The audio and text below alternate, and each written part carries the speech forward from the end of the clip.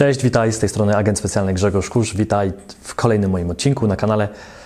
Dziś chciałbym troszkę się odnieść jeszcze do poprzedniego filmu, w którym, jeśli oglądałeś, to wiesz, że rozmawialiśmy o tych kluczowych czynnikach, które w biznesie, w firmie, obojętnie czym tak naprawdę się zajmujesz, są istotne i które wyniknęły właśnie z mojej takiej biznesowej rozmowy z osobą, która trochę uciekała od tej skuteczności, od tego biznesu, robiła wszystko i nie miała efektu, i też środowisko, wiesz, bardzo mocno wpływało na efekty, czy brak właśnie efektów u tej osoby. I też obserwując osoby ostatnio przez kilka miesięcy, tak się zastanawiałem właśnie i też patrząc oczywiście na siebie, zastanawiałem się tak naprawdę, co ludzie robią albo co robią, czego nie powinni w firmie, tak naprawdę jak traktują swój czas, który przecież nie da się go wyprodukować, więc zastanawiałem się, jak to jest, że ci, którzy mają lepsze efekty, mają lepsze efekty i nie są wcale jakoś inni od tych, którzy te efekty mają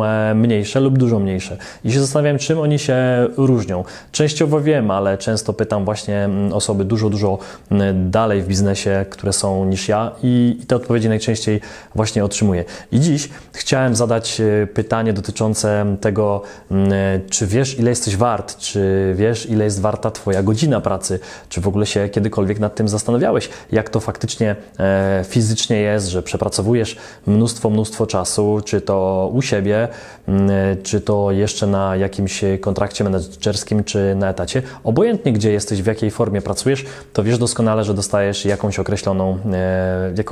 określone wynagrodzenie.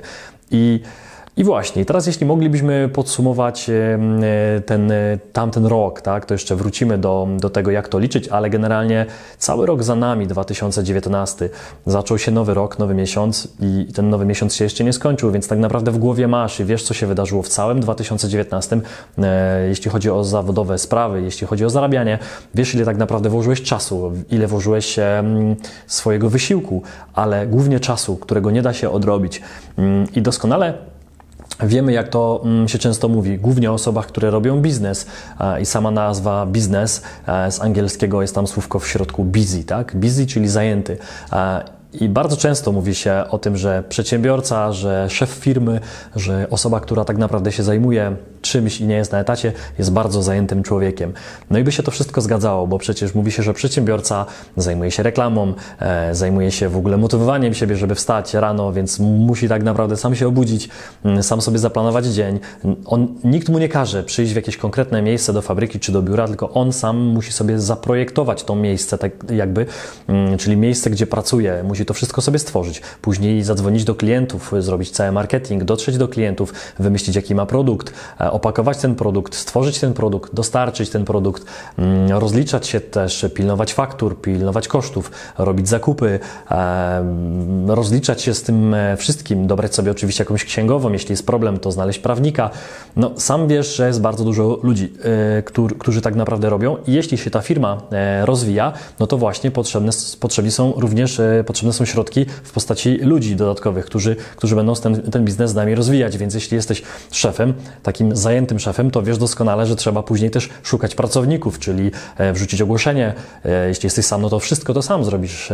Jeśli ten pracownik się pojawi z ogłoszenia, to trzeba go jakoś zweryfikować, czyli umówić spotkania, sprawdzić to wszystko, później go zatrudnić, czyli również być jego szefem, czyli znaleźć też czas właśnie na nauczenie, na wdrożenie, na szkolenie, na jakąś kontrolę, na sprawdzenie wyników, poprawę tych wyników pracy, jeśli one są niezadowalające. Zobacz, jak dużo rzeczy jest i możemy, myślę, jeszcze kilkanaście różnych rzeczy wymyślić, a to są tylko rzeczy związane właśnie z biznesem, a gdzie prywatne rzeczy, które również są. Przecież ten szef jest też czy mężem, czy ojcem, czy partnerem, ale ma też prywatne życie. Musi przecież mieszkać gdzieś, zajmować się tymi prywatnymi rzeczami, zjeść, zamówić coś do domu, coś naprawić, ogarniać to wszystko. Więc zwróć uwagę, jak dużo rzeczy związanych tylko z biznesem jest na głowie tego przedsiębiorcy, tego szefa, który często to ma wszystko na swojej głowie jako sam, jeśli prowadzi ten biznes. I teraz właśnie robi to wszystko ten szef, i teraz czas czas, który mamy, wszyscy mamy po 24 godziny, dobę, tak? Każdą dobę 24 godziny ma każdy. I ty, i ja, i bezdomny jakiś kloszard, i najbogatszy człowiek Bezos, który jest właścicielem Amazona w tym momencie. Tak to wygląda z tego, co pamiętam. Więc czy ten bezdomny, czy Bezos, czy ty, czy ja, tak naprawdę każdy ma taką samą dobę. Obojętnie, w którym miejscu na świecie jesteśmy, mamy porówni. I teraz pytanie właśnie, co my z tym robimy? Czy on, ten najbogatszy, czy ten bezdomny, który jakimiś decyzjami, tak? Ten decyzjami takimi, a ten innymi, są w danym miejscu i są w danej sytuacji finansowej, na jakim statusie. I tak samo ty czy ja przez wszystkie swoje decyzje i przez zarządzanie tym czasem mamy to, co mamy. Ty masz to, ja mam to, co ja mam. Ja jakieś popełniłem decyzje i jakieś błędy i jakieś wnioski wyciągnąłem ze starszych błędów i dzięki temu jestem w tym miejscu, w którym jestem. Ty dokładnie tak samo. Więc teraz pytanie, co my z tym czasem robimy? W jaki sposób właśnie zarządzamy tym czasem, bo nie możemy tak naprawdę, w sumie nie do końca właśnie, bo my czasem zarządzać nie możemy zarządzać tylko sobą, możemy tylko decydować, w jakim jesteśmy my miejscu dnia i co robimy, albo które rzeczy delegujemy, zlecamy, albo z których w ogóle rezygnujemy i ich nie robimy.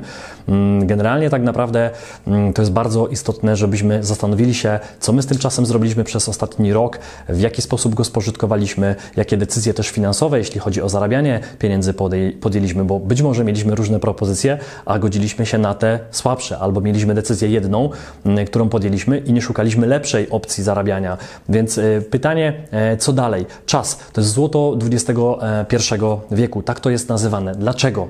Dlaczego jest nazywane złotem XXI wieku? Dlatego, że nie da się tego wyprodukować. Dzisiaj mamy bitcoiny, mamy złoto, mamy w ogóle pieniądze w wielu postaciach.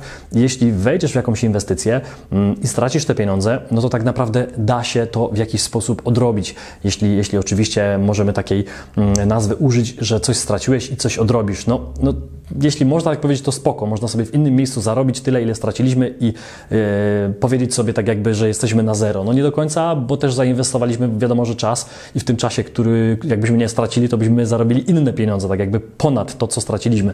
No ale to już jest ryzyko inwestora i zawsze mamy zysk lub stratę. Ale co z czasem? Czy ten czas jesteśmy w stanie wyprodukować? No właśnie, nie jesteśmy w stanie wyprodukować czasu. Mamy tyle i nie jesteśmy w stanie go kupić. Co jesteśmy w stanie kupić? Jesteśmy w stanie kupić czas inny, czyli zapłacić ludziom, żeby pracowali dla nas, czyli żeby oni zarabiali swoje pieniądze u nas, robiąc rzeczy, które wtedy my oddajemy innym osobom i wtedy my tak jakby kupujemy czas, czyli my mamy wtedy wolny, a komuś dajemy, że wykonuje dla nas zadania. Co możemy jeszcze zrobić? Czyli zatrudnić pracownika, wydelegować jakieś zadania na zewnątrz. Co możemy jeszcze zrobić? Kupić sobie jakieś urządzenia, które za nas będą robić lub będą z nami pracować te urządzenia, które sprawią, że szybciej będziemy robić zadania. Co to jest? No na pewno komputery w dzisiejszych czasach, które działają i kiedyś ich nie było, a dzisiaj bardzo tak naprawdę nam pomagają i przyspieszają wszystkie procesy. Mnóstwo maszyn, które są wymyślane i czasami ludzie robią to ręcznie, jakieś rzeczy w ogrodach czy gdzieś w rolnictwie, a mnóstwo jest przecież maszyn, które można zainwestować, kupić, wyleasingować czy wynająć, które tak naprawdę czas nam zaoszczędzą. Oczywiście trzeba mieć na to pieniądze, ale czas nam niejako wraca. Co jeszcze? Mnóstwo aplikacji w dzisiejszych czasach, tak? Mamy rok 2020. Dzisiaj nikogo nie musisz przekonywać, że aplikacje są dobre, bo aplikacji mamy tak dużo, tak dobrych i warto aplikacje również stosować, jakieś systemy CRM, systemy sprawdzania czasu pracowników, jeśli faktycznie ich mamy, systemy delegowania, systemy, które nas sprawdzają. Mnóstwo prostych technik, które tak naprawdę nam też pomagają, tak jakby wrócić do tego momentu, gdzie kiedyś byliśmy. Tak? Dzisiaj mamy tak dużo rozpraszaczy, że musimy nawet zamykać czasami drzwi na klucz, wyłączać telefon, czy włączać tryb samolotowy, żeby na spokojnie popracować przez 1 czy 2 godziny. To się nazywa taka złota godzina, żebyśmy po prostu byli skupieni przez godzinę czy 2 na danym zadaniu, bo dzisiaj jest tak ciężko się skupić przez te mnóstwo wszystkich czynników, które z jednej, czy z drugiej, czy z piątej strony nas atakują. Mnóstwo aplikacji, powiadomień, Facebooków, telefonów z wszelkiego rodzaju propozycjami, SMS-ów, pracowników, którzy ciągle nas pytają o wszystko i wszędzie. Także też to jest bardzo ważna, istotna rzecz, żebyśmy wiedzieli, że ten czas można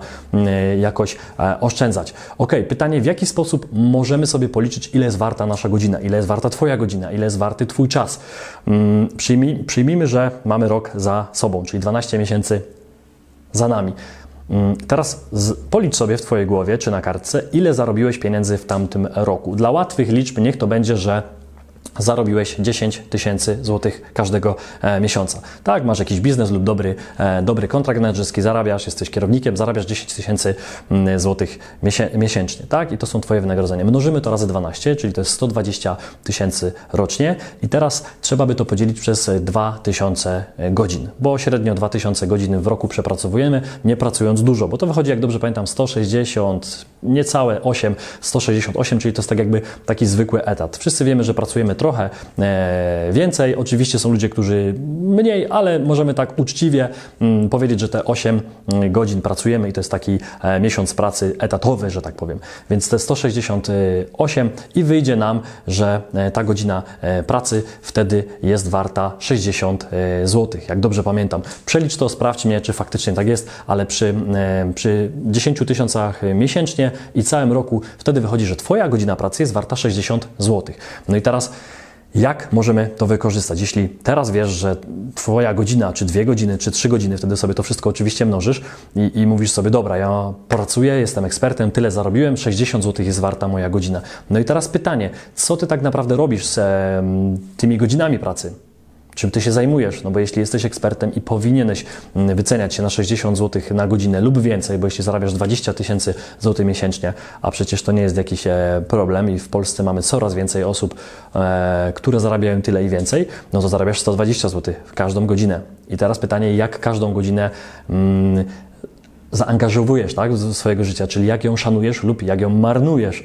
I teraz jeśli ktoś mówi, że nie ma czasu, no to pytanie, gdzie ten czas jest? No bo każdy ma czas, a większość ludzi mówi, ja nie mam czasu, nie przyjdę na spotkanie, nie umówię się z Tobą, nie zrobię tego, bo nie mam czasu. Tak jakby ktoś go miał, a ktoś go nie miał, tak jakby to był jakiś wybór życiowy. Nie, każdy ma czas, tylko pytanie, co w tym czasie, którego nie masz, robisz i wykonujesz. I teraz warto sobie zadać pytanie, że jeśli w tym czasie, którego nie masz, coś robisz, to czy ta rzecz jest warta mniej lub więcej niż 60 zł?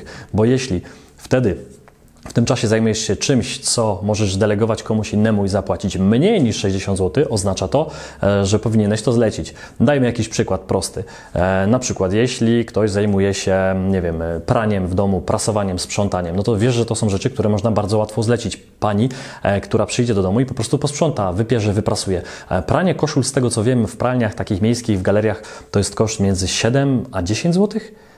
Za jedną koszulę wypranie i wyprasowanie, więc pytanie, ile facet statystyczny będzie zajmował się praniem i prasowaniem koszuli, albo 2. 2 koszule to jest 20 zł maksymalnie, między 14 a 20. Może 3 koszule to będzie maksymalnie 30 zł. Ja uważam, że to mu zajmie co najmniej godzinę, więc zobacz, już tutaj mamy pierwszy przykład i widać, że coś takiego jest możliwe, czyli jeśli jesteś warty 60 zł za godzinę Twoja praca, a wykonujesz w tym czasie rzeczy, których może nawet nie lubisz i jeszcze trzeba tak naprawdę marnować nasz czas, którym my możemy zająć się właśnie odpoczywaniem albo zarabianiem naszych pieniędzy, czyli sprzedawaniem naszego czasu, ale faktycznie za 60 zł, a nie za to, że wypierzemy koszulę i nic za to nie zarobimy. Czyli oddajemy nasz czas, ale płacimy za niego mniej niż faktycznie on jest warty, a my w tym czasie jesteśmy w stanie zarobić. Więc generalnie taki prosty przykład, a przykładów jest wiele, wiele więcej, bo możesz przecież oddelegować mycie samochodu, sprzątanie mieszkania. Ja też kiedyś przetestowałem i byłem w szoku, że można posprzątać mieszkanie i myślałem, że to kosztuje kilkaset złotych. Okazuje się, że nie, że stawki są inne. Jeszcze mieszkanie, jeśli nie jest jakoś bardzo zagracone, to po prostu to jest kilkadziesiąt złotych do 120, 150 maksymalnie, a to jest kilka godzin pracy, tak? Nawet 3-4 godziny, więc 3-4 godziny nawet za 120 zł, no to czy to jest bardzo, bardzo dużo? Nie. Jeśli tego nie lubisz robić i zrobi to ktoś, kto raz, że ma te wszystkie środki, ma czas, ma umiejętności, to zrobi to dużo taniej niż Ty zapłacisz, ale w tym czasie zarobisz swoje pieniądze swoimi umiejętnościami. Więc przykładów można by mnożyć. Kolejny przykład, który ja akurat testuję, bo nie lubię gotować, mam mało czasu na gotowanie, bo mam pracę taką, że mnóstwo czasu spędzam w samochodach, więc postanowiłem, że zainwestuję w catering. No i teraz nie kupuję w hipermarketach, nie wydaję tego między 800 a 1000 zł miesięcznie na zakupy, no bo pewnie średnio około 200 zł tygodniowo się wydaje na jedzenie do domu. To tak minimum, myślę, więc ja tego nie płacę, nie jeżdżę, nie tracę czasu, nie stoję przy stole, żeby to wszystko przygotować, przy piecu, żeby to wszystko ugotować, czyli nie tracę tego czasu. Oddaję to i jednym przelewem miesięcznie załatwiam temat żywienia, jedzenia. Raz, że to jest wszystko posegregowane, dobrze przygotowane, z dobrych posiłków, z dobrych materiałów, że tak powiem. To jest jedzenie wysokiej jakości, bo te firmy naprawdę się starają, bo jest ich coraz więcej. No i generalnie tak naprawdę też mogę powiedzieć, że takim jednym taką jedną decyzją bardzo dużo czasu kupiłem i w tym czasie mogę już wybierać. Jeśli moja godzina jest warta tyle i tyle, to ja wiem, że lepiej po prostu na przykład wybrać taki rodzaj jedzenia. To jest kolejna rzecz. Co dalej? Paradoksem też oczywiście dzisiejszych czasów, przy osobach, które się zastanawiają, czy właśnie więcej zarabiać, czy jak ten czas podzielić. To jest też to, że ludzie dzisiaj, chcąc mieć więcej pieniędzy, zastanawiają się właśnie, no to będziemy dzisiaj oszczędzać. Weźmy Excela, weźmy kartkę i wszystko liczmy dokładnie, tak? Ile paliwa zużyliśmy dokładnie, czy ty więcej, czy ty mniej, ile na chlebek wydaliśmy, ile masło nas kosztowało, ile nas kosztowały kawy na mieście, ile nas kosztowała woda. Dokładnie spisują wszystko. Ja jestem oczywiście za tym, żeby planować te podstawowe duże wydatki, ale jeśli ktoś właśnie, jego godzina jest warta choćby te 50 zł, choćby 30 zł, a ktoś siedzi kilka dobrych godzin w miesiącu i wpisuje albo w aplikację i policz sobie, ile faktycznie czasu i wklikuje tam każdy, nawet najmniejszy wydatek, że wydał na gumę do rzucia 3 zł, że na stacji kawa kosztowała 6 zł i te wszystkie rzeczy, i to trzeba wpisywać. Jeśli faktycznie jesteś przedsiębiorcą i zarabiasz więcej, to uważam, że dużo lepszym rozwiązaniem nie będzie liczenie i takie oszczędzanie i takie ścibienie właśnie, że tutaj 15 zł, tu 26 i tak naprawdę jestem w plecy, te 40 zł, to dużo lepszą opcją uważam jest skupienie się, żeby zaangażować znowu tą kolejną godzinę,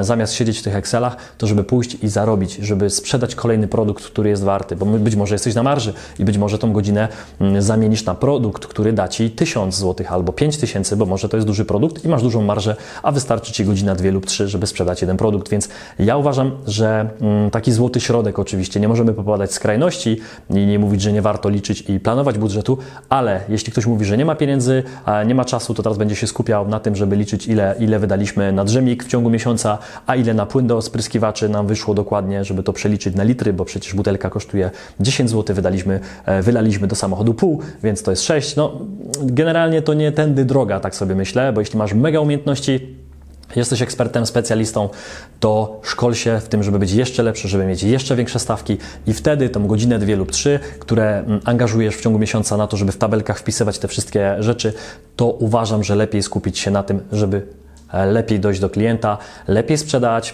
tak naprawdę skupić się na tym, żeby kolejną marżę zarobić z kolejnego deala, albo żeby znaleźć właśnie kolejną nieruchomość, gdzie zainwestujesz swoje pieniądze i żeby ona zaczęła zarabiać. Więc tutaj takie mam oczywiście moje odczucia. Jak Ty zrobisz, to będzie już Twój wybór. I na koniec jeszcze jedną rzecz, którą chciałem powiedzieć w ostatnim filmie, ale gdzieś to uleciało. Tak ogólnie właśnie, bo mówię ciągle o biznesie, mówię o inwestycjach, o nieruchomościach, o tym i często się o tym wspomina, że dzisiaj ten biznes trzeba robić, że nie robisz biznesu, to jesteś jakiś gorszy. Absolutnie, z tym się w ogóle nie zgadzam i już wielokrotnie czytałem o tym. Można by to zamknąć w takich 2 słowach. To jest mit przedsiębiorczości, bo często na szkoleniach motywacyjnych najczęściej i gdzieś w internetach również się pojawiają takie filmy, że biznes to jest po prostu jedyne wyjście, że biznes jest taki prosty, łatwy, że tu są wszystkie pieniądze świata, że będziesz po prostu doskonały, niezniszczalny i zdrowy, piękny, wspaniały, prowadząc firmę, prowadząc biznes. I można powiedzieć tak i nie. Bo biznes nie jest dla wszystkich, biznes jest dla mnie przynajmniej najtrudniejszym, co w życiu robiłem, ale z drugiej strony najlepszym dla mnie, bo ja to po prostu lubię. Lubię te wyzwania, lubię te trudności, wszystkie te zadania, które się pojawiają.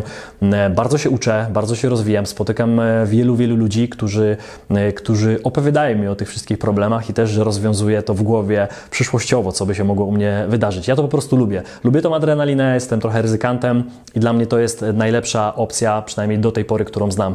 Więc uważam, że mit przedsiębiorczości to jest coś, o czym też powinieneś sobie pomyśleć, jeśli nie masz biznesu albo masz biznes i trochę Ci trudno idzie i uważasz, że nie jesteś odpowiednią osobą na tym miejscu, to nie jest to może błędne myślenie. Może to jest moment, w którym być może te rzeczy, które robisz, powinieneś robić na dobrym kontrakcie. Może niekoniecznie musisz mieć firmę, żeby wykonywać właśnie te rzeczy, którymi się zajmujesz. Może właśnie znajdziesz firmę, dla której Ty będziesz pracował na dobrym etacie, dobrze opłacanym etacie, za który spokojnie przeżyjesz, ale nie będziesz miał po swojej stronie wszystkich rzeczy związanych właśnie z ogarnianiem, organizowaniem całej tej firmy, o którym mówiłem wcześniej, gdzie jest mnóstwo rzeczy na Twojej głowie jako szefa.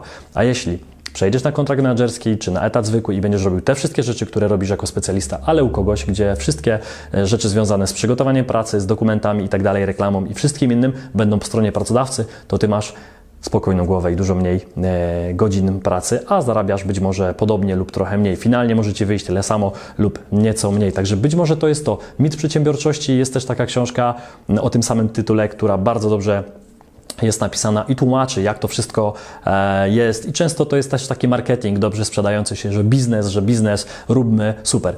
Jak najbardziej dla tych, którzy się do tego nadają, czują, mają misję, mają też predyspozycje, chcą się uczyć non-stop, chcą tak naprawdę podejmować decyzje codziennie i brać odpowiedzialność coraz większą, bo jeśli więcej chcesz zarabiać, no to większa odpowiedzialność na Tobie będzie ciążyć. Zawsze tak jest, zawsze tak było. Większe deale, większe kontrakty, często większy oczywiście stres, nie ma tutaj luzu, więc myślę sobie, że jeśli kiedykolwiek miałeś do siebie pretensje, że biznes zacząłeś albo chcesz zacząć, albo jeszcze nie jesteś biznesmenem, że powinieneś być, to nie do końca, bo mówię, nie każdy ma takie predyspozycje, nie każdy ma właśnie taką, jak to się mówi, żyłkę. Jeśli miałbyś robić biznes, a ktoś Ci mówi, że zacznij wreszcie, już 20 lat się zastanawiasz, to być może właśnie nie powinieneś, bo jeśli powinieneś, to już dawno powinieneś zacząć i dawno byś bez namów ludzi najprawdopodobniej zaczął ten biznes robić.